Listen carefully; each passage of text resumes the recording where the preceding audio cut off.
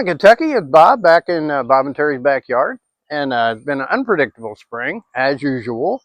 We uh, we are in a drought, and I was watering. We have new seedlings and things just popping up out of the ground and just getting started and putting flowers in, and no rain. And then all of a sudden the dam broke, and last Wednesday until yesterday we had rain continuously. I felt like a little kid, need to work in the garden or want to go out and play. Had to sit and look out the window with a frowny face. Um, but everything is looking great. Everything is picking up. Everything is now. If we don't have too much rain, we're okay because it needed it, and it needed it a deep, good soaking. But certain vegetables like potatoes don't like to sit in wet. So we'll see. Hopefully, like today is beautiful. So hopefully it's cloudy and so we'll make it through that. But today we want to talk about pollinators, about bringing pollinators to your garden. Now, if you do a vegetable garden, you do flower garden, you do some kind of a fruit orchard or whatever, pollinating is so important because a plant will not have fruit or a vegetable if it's not pollinated. It's the male female thing, and a honeybee goes in, gets the pollen. I mean, what the honeybee is looking for is pollen for food, but they're taking the pollen and then they're going to another flower, and then that's pollinating that flower so that can have a bloom, and then it goes to another one, and that's what honeybees do. That's what honeybees do. Bumblebees, wasps, hoverflies, uh, just about any kind of bug that gets in the flower. Hummingbirds do it. Bats out in the desert where cactus only blooms in the dark. The bats come down and get the nectar and then go to another flower. So um, it's so important in your garden. And okay, let's put it this way: you were a honeybee, and you're flying over looking for food for your hive, and you come over these houses, and then you hit the farm field. Well, you look down, wheat, beans, corn, um, nothing a honeybee can eat. And then you fly over the subdivision, and you fly over a couple yards that have bushes and landscaping and stuff. Still no food. And then you fly over our yard or our neighbor's yard where there are flowers everywhere. And they're going to go, well, that's the spot. So, and that's so important that you attract the bees. You know, it's such a hard thing because people are like, a wasp, squirting with some kind of killer, and any kind of bee, because they sting, is got a phobia about it. But they're so important to our ecosystem that we wouldn't have squash, we wouldn't have tomatoes, we wouldn't have peppers. Um, so you have to be careful, but you got to attract them to your garden.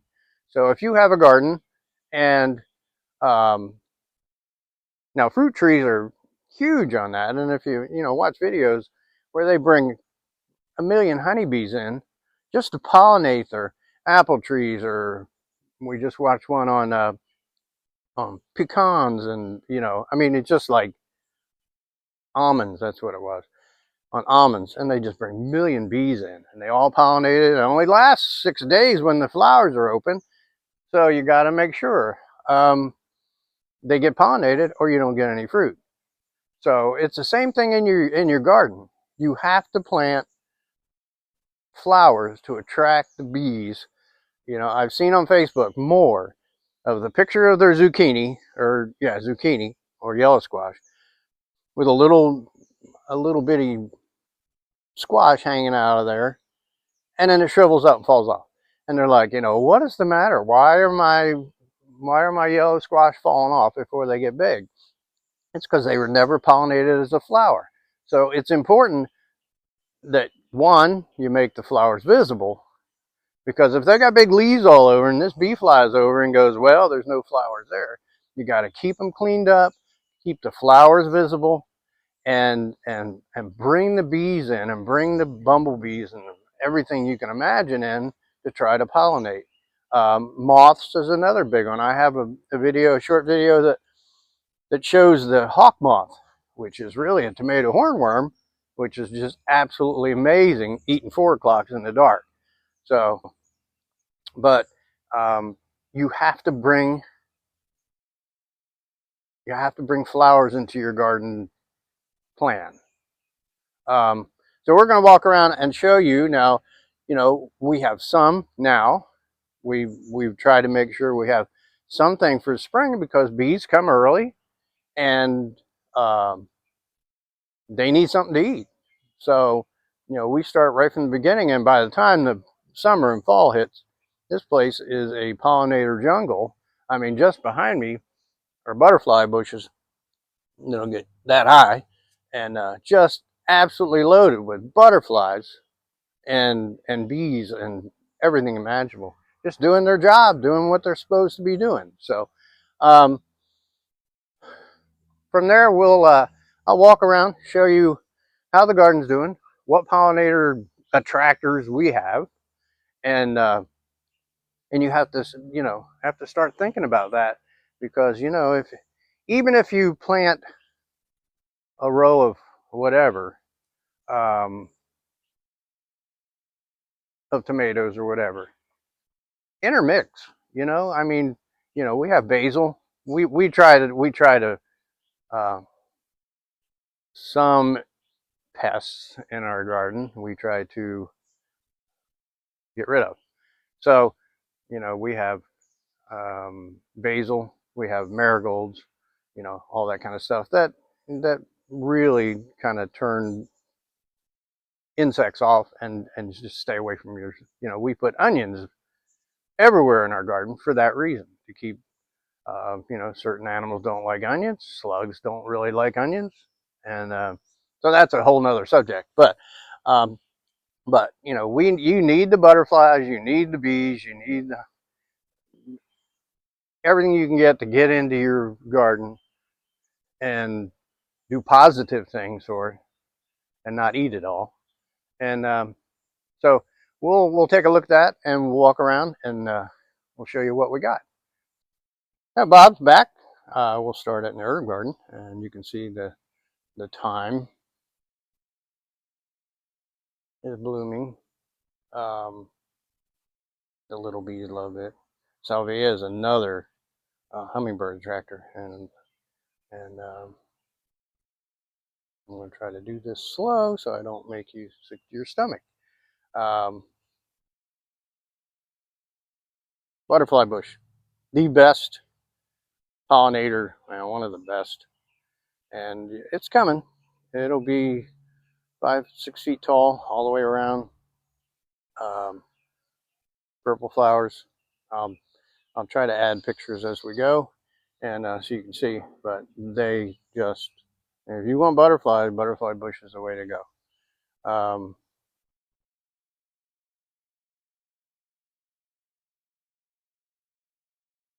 Now this is 4 o'clocks, and 4 o'clocks bloom in the dark and bloom at night. So what we get is, I'll show you a short video.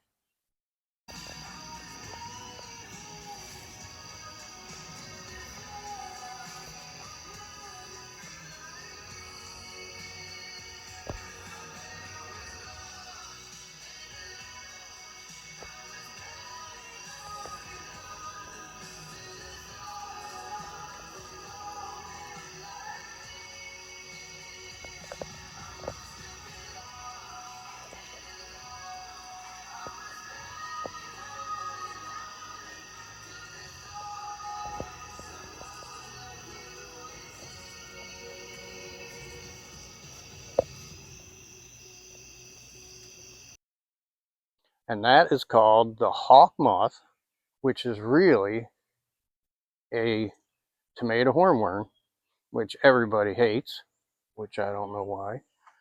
But um, yarrow uh, color. You gotta get the color to get the bees. Now, this is our favorite. This is bee balm, um, bergamot, and it is, like I said in the last video, it's taken over, which is making us real happy because it will bring a million bees, butterflies. Not saying it's not wet, but we have mushrooms growing in our stepway there.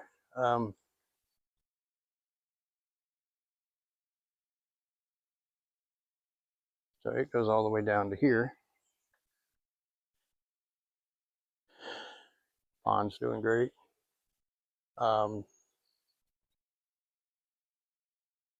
But my wife, she does all the boxes up here. That's sage. Sage has been blooming. That went through the winter, and it has had bees. I mean, we got to cut it back and get it to bloom again, but it has done great. Um, and those beautiful flowers are fake, but they're solar, and they are amazing at nighttime. My daughters got them for us, and this is our little wildflower patch up here that bring a different kind of, you know, flower. That's butterfly weed, the orange. I don't want to get too close, but the orange over butterfly weed that you see along the highway. And we've watched hummingbirds trying to eat on an impatient. I don't know if that's possible, but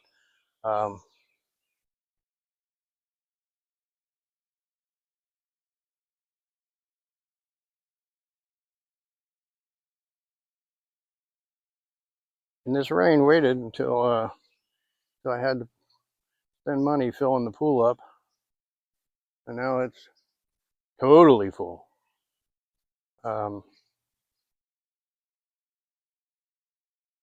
Now our fruit, I think we're feeding the animals it. So this is our new little addition garden. I don't know if we're going to put flowers in or just um, we have at 80 miles an hour we got one pear, and then we still got peaches all over this monster. Um, so hopefully we get something. Our cherries, let's see, a few, but the birds pretty well took them out, and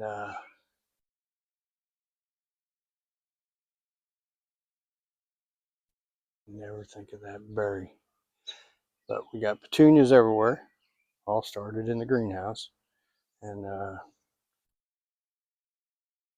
these things will be just billowing marigolds and more petunias.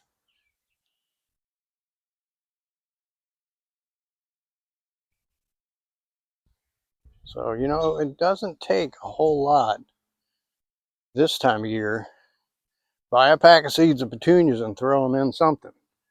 Um, this is our blueberry. Now we're going to have to cover it up after this because I see all the birds sitting there staring at it. Um, we've had our crop of strawberries. Um, not a great year for strawberries, but they look great. And we had strawberry shortcake quite a few times. But as you can see, we got onions between each strawberry plant, and that one's bolting already, so that's going to have to be pulled. All our squash. We love squash, so that's patty pan and custard squash. They're both little mushroom-looking squashes, and our fig doing well. Our little Kid's garden. Got beautiful lettuce coming out of it, and turnips and some peas and blackberries. They another good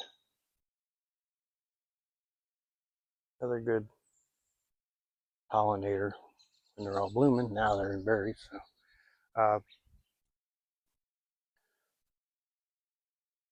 So, brassicas. Pulled a few.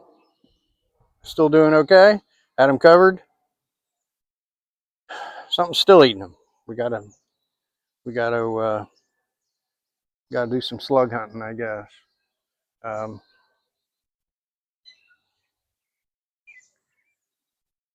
it takes as little as this to attract. This is just a little wildflower, cornflowers, and poppy in the back, and look at these beauties. That's the prettiest cabbage we've ever grown. So we're patting ourselves on the back. And our little garden is doing okay. It's finally, this rain has just brought everything to life again. This is another wildflower. It'll be just building with flowers when it finally happens. And this is our tomato, our vertical tomatoes. Looking real good. And you can see how I wind them up the string. And I hate to tell you that every time I do a video, but you got to be up on that. These are potatoes. This is the only thing we worry about getting too wet. Potatoes really don't care for sitting in soaking wet soil, but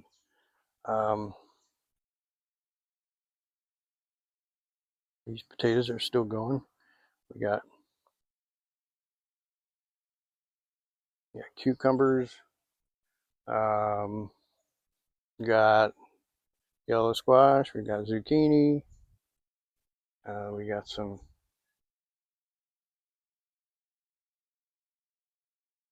scarlet runner beans, and you can see real small, but you can see the carrots coming up. They pollinate, or they germinate so well, and this is all romaine lettuce. You can see the little bright little dots of color there. These are all zinnias over here, and over here is calendula, which is another great pollinator attractor. It's oregano down there, which will bring them from everywhere. Always remember, you got to have water for the birds or the animals or whatever. So always add a bird bath somewhere. Corn, doing much better since it rained. They were looking pretty straggly. Strawberry in grow bags. And our onions are looking great. I wanted to show you the onions already.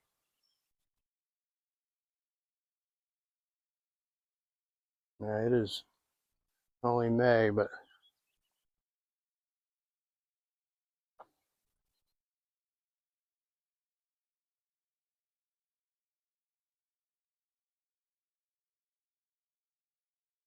babies are big already. So we'll start harvesting onions. This is what we have in the middle. We have marigolds, basil, Swiss chard. Couldn't grow a Swiss chard last year. Just not one.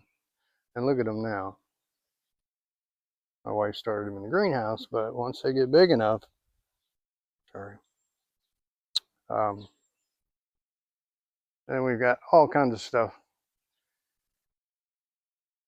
in our square foot garden or 2 square foot garden, whatever. We've been picking snow peas. We've had a great batch of snow peas yesterday. This is more calendula. It's ready to bloom. Walking onion over here. All my garlic is shooting out scapes. Now there's a little curly thing that sticks out the top, and you got to cut them off. And you put them in oil and eat them, and they're delightful. They're just like if you like onions, but they're not real strong. They're called scapes. And this is a butternut squash. Uh, just to tell you, how important it is to grow a garden. We went to the grocery this week and saw the price of a butternut squash. $6.99 for a butternut squash. There's more carrots. And $4.99 for an acorn squash. Now you can plant one butternut squash for a pack of seeds for $1.59, and tomatoes, and get a ton of butternut squash off of it. And I just don't understand what our prices are doing in the grocery store. I know it's all about ore and oil and all that crap, but you're gonna have to get back to the basics and plant your own. This is sugar snap peas. They're doing great. We put another zucchini over there, and these are our cherries. We love cherry tomatoes, so they're all cherries. And here's all our peppers, all kinds, hot, cold, medium, whatever. Here's a scape. I think they're really artistic, so you just cut them off, fry them. Good stuff.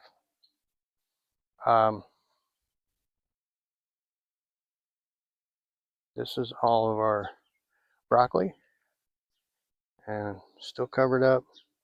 Still getting critters in there somehow, but we keep taking it off and making sure there's nothing eating on them. This is one of the prettiest, other than the big black hose of irrigating. I had to start that already, and then it rained after I got it put together.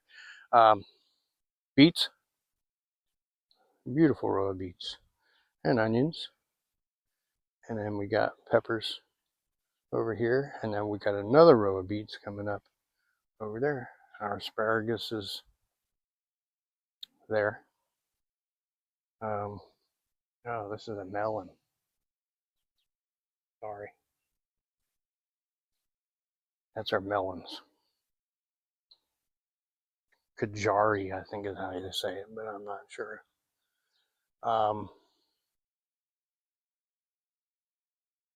More tomatoes. Love our tomatoes. They're doing good. Now these are aromas, so they're not gonna, they're determinate, so they're gonna stay small. So you can just stake them, and don't have to climb up line. Grapes, I don't know what those things are doing. They're just going wild. Onions are looking real good.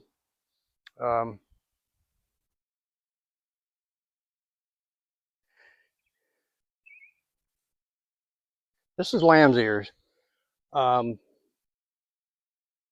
We let it grow anywhere, but on a good day when the sun comes out, it'll have so many bees. Another great pollinator attractor. Rhubarb's looking great till my grandson gets here. Then it'll be eating pretty well. We got all kinds of squash. We got butternut. We got acorn. We got naturally yellow and zucchini. We got blue Hubbard. We just love experimenting with squash.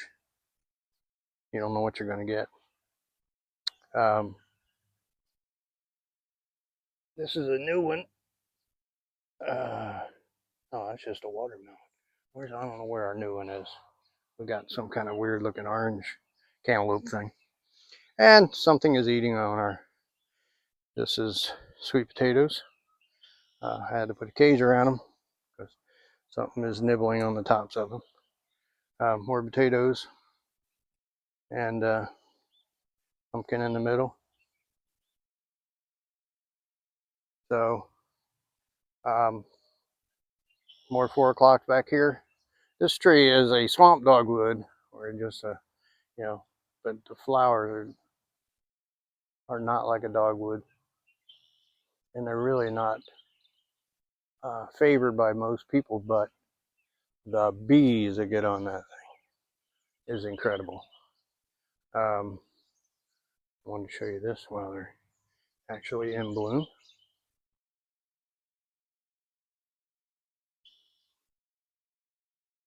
Beautiful, isn't it?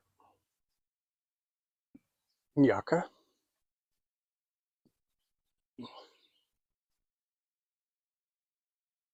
So that's pretty well where we're at. I got some of them wrong, but you know how that is. There's 43 varieties of vegetables and vegetables and fruits in here. Look at our grapes. So hopefully this year, kind of sporadic. I don't understand. Some are big, some are little, but they look okay though. So, pollinators. You know, you just got to think about when you're buying a plant, because that climb. You know, you need things that climb. You need things that nasturtium. I got one here somewhere. Where'd he go? Right there. Some of the most beautiful garden flowers, because it's all different colors, and it'll climb everything. So, so you need color. I mean, roses. Roses will bring in a bee or a fly or a bumblebee, and they're doing really good this year. So, and these are all black-eyed Susans, which I'll show you a picture of them. And yeah, they just, you can see them from an airplane. And then all these will be gladiolas. All these little spikes sticking up right now.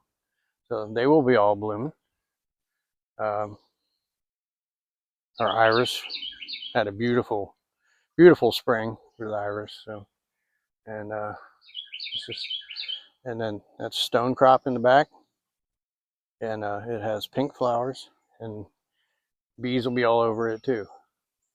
So, and this, funny though, this holly tree, this was a holly bush, and I just kept pruning it up until it turned into a tree. And but when it has flowers on it, I mean, you can just hear the humming going on. So, um, so make sure when you plant your garden, you put some pollinator attractors in, and it just makes a world of difference on your yield and on your beauty of your garden. Um, Lilies are about ready to bloom. So, all right, from there we'll let you go, and we'll catch you next go. Later.